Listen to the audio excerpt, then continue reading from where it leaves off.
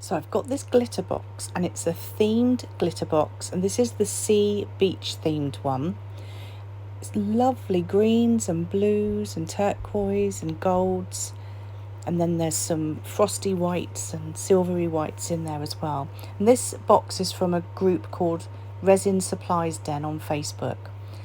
So this is some scrap clay, and I'm just literally going to kind of paint the glitter onto the clay using mainly my fingers, and I'm hoping to go for a beach stroke sea effect, which is what the box was all about. So I'm layering it up and just building it up until I've got a shade and a colour that I like. Now my overhead light is shining right down, and it is causing a lot of these glitters to look quite brash. So the bluey green tends to look very greeny yellow, but you'll see later on the colours are really stunning. So I'm using liquid Sculpey. I always try and call it Scalpey, but it's not Sculpey, and that's going to help the glitters bond to themselves and also to the clay. So you see that I said there about the colours going wrong. That's blue, but it's gone yellow in this light. But anyway, so I'm layering up slowly, getting the layers that I want. That's divine. That colour was beautiful.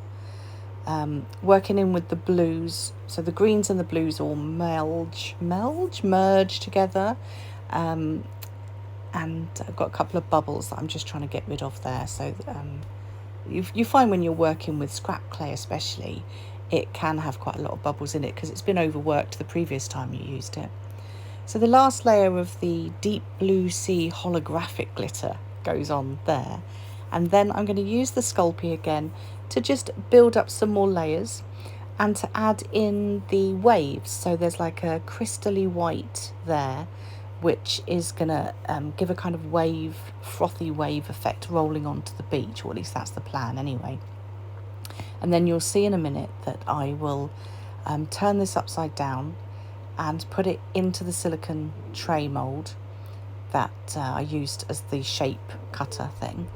And then I will bake that in the toaster oven for 50 minutes at 100 degrees. So you'll see me pushing it all in there, making sure it's all nice and in the shape I want. And this is it now coming out of the toaster oven, and wow. It was beautiful in real life, but on camera it's even more beautiful. So I've tidied up the edges using what I call my potato peeler. It's not a potato peeler, but that's what I'm going to call it. So I'm just getting rid of any harsh edges, and then using another bit of scrap clay, I've rolled it out to about the size I want. And this is going to be a nicer bottom for my tray. So it's because the one that's there at the moment is a bit lumpy and bumpy. So more Sculpey, and this will help this bottom sheet adhere to the bottom of the clay tray. So here we go, plopping that on there, making sure it's stuck down really nicely, getting rid of any air bubbles, stretching it out a little bit so that I can get it all around the edges. And then I will tidy up the edges using my scalpel. So just taking it off, making sure it's pressed down really nicely, as smooth as I can do. And then when I'm happy and I've tidied up the edges with the scalpel, I shall turn it over, and I'm going to add a load of that deep blue holographic glitter. It's real stunning. You'll see in a second the effect of it. In fact, I don't even know if you get a really good view of it on the camera. In real life, it glistens with so many different colours. It really is a lovely glitter. So it looks like I'm putting quite a lot, but there's still loads left in that bag. So all around the edges the glitter needs to go, and where I feel like the clay's lost its stickiness, I'm adding the Sculpey and again putting that in, and then that's going to go in the toaster oven again for about 50 minutes, covered in foil. This is it now coming out. This is really sped up, sorry. So that's it coming out, and I'm going to file down the edges just to make it nice and even, so there's no like sharp pieces or anything. And using the gold Deco Colour pen, which I swear by. Honestly, for polymer clay, they are amazing. And you can get them in the Resin Supplies Den group as well. I'm going to go around the outside and the inside edge of the tray.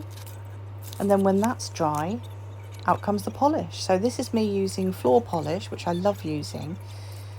It adds a shine, but you still get the texture. So once it's dry, I'll do the back as well. I'm just rubbing off any excess glitter there and then putting the floor polish on there then. And again, you can't see the glitter. I'm trying to show you the glitter, but you can't see the glitter. Now you can see the glitter, but I went so fast. No glitter's coming off now, that's all dry. So that has been sealed beautifully. And I can't believe that I have made this from a scrap piece of clay and some glitter. I'm blown away, I really am. The themed box was perfect choice of glitters. And there's other themed boxes as well. There's Halloween, Christmas, Valentine's, autumn. So yeah, I'm just amazed with it. I'm really happy.